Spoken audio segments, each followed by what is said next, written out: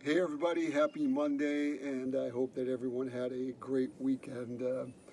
What an amazing weekend in the Midwest. The weather has been great, and I wanted to just visit with each and every one of you. So many of us are staying home, we're under lockdown or quarantine, and our lives are so different.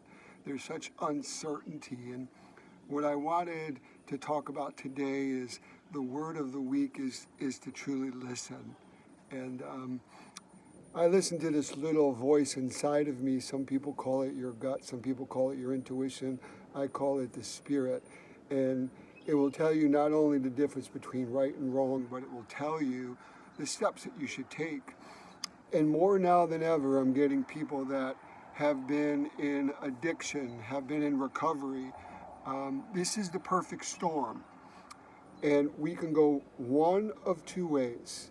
We could go into light and we could run to our faith and we could stay closer to the people we love, or we could isolate, which is the perfect recipe for addiction, and we can run into darkness and go back to old habits.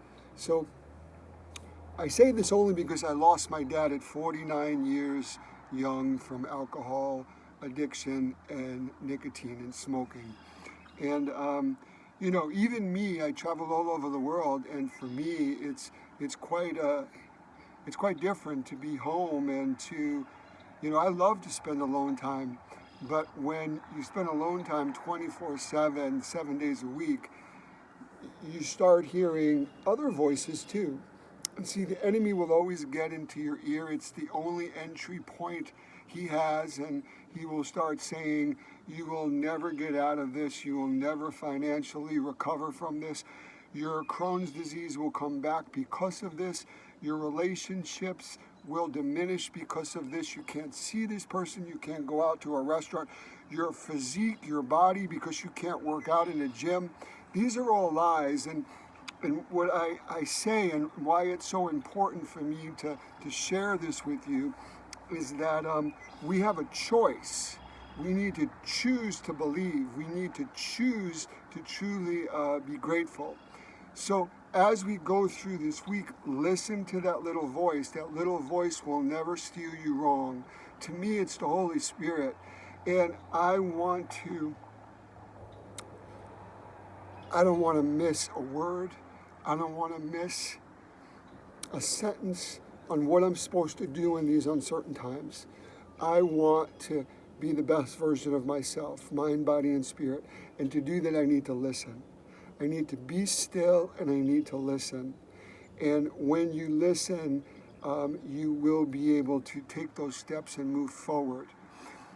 The next thing that I want to say before I allow you guys to go into your Monday and Tuesday and Wednesday and the rest of the week is to truly, when you spend your alone time, a lot of times people will go down this, I call it the valley of humiliation. Believers are either in the valley or they're coming out of the valley. Don't ever get too comfortable because you're always learning, you're always growing, and God always wants to promote you and give you new blessings of today. And what I say to each and every one of you is that when you're spending your alone time, God may impregnate you with an idea because He's finally got your attention. He's finally got you exactly where He wants you. He wants to adjust your moral compass. He wants you to refocus, reprioritize. But what I will say to all of you, and I've been guilty of this, is that when God gives you this vision, when God gives you this, it's not real yet until you basically marinate in it, until you pray on it, until you meditate on it, until you allow God, the potter, to beat the hell out of you so that He can explain exactly what He wants for the new direction in your life. And only then can you go out and conquer that. So if God has impregnated you with an idea, with a thought, with a vision, yes, get excited. But more now than ever, pay attention, listen, He will constantly want to fellowship with you. He will constantly want to give you further steps to take, but you need to focus now. You need to truly have peace now. This is the most important time because this could change the course of your life. This could be literally part of your destiny. So many times I've cut God off in the middle of a sentence when He was impregnating me with a vision, an idea that could change my life, and I went out and I wanted to try to conquer the world, and I fell on my face. I mean hard. And what I learned from that is allow God to be God.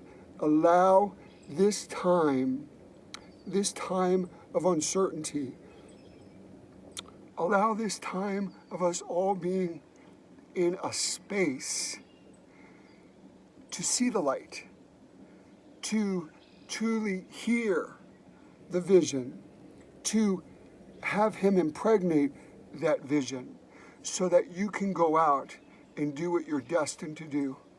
And for all you people that are climbing out of your skin, for all you people that have been literally in recovery for 10, 15 years, I pray for each and every one of you, because this is the perfect storm.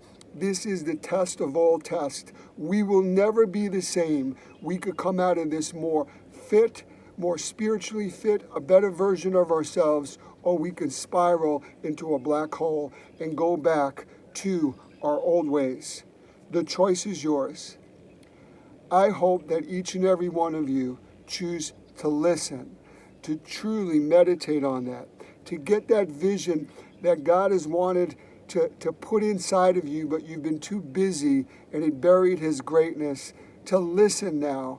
And so that when we come out of this, we come out of this stronger, wiser. We're able to love more, forgive more. We'll have the victory we've always dreamed of. But this is my hope. This is my prayer for each and every one of you this week. Have a great week.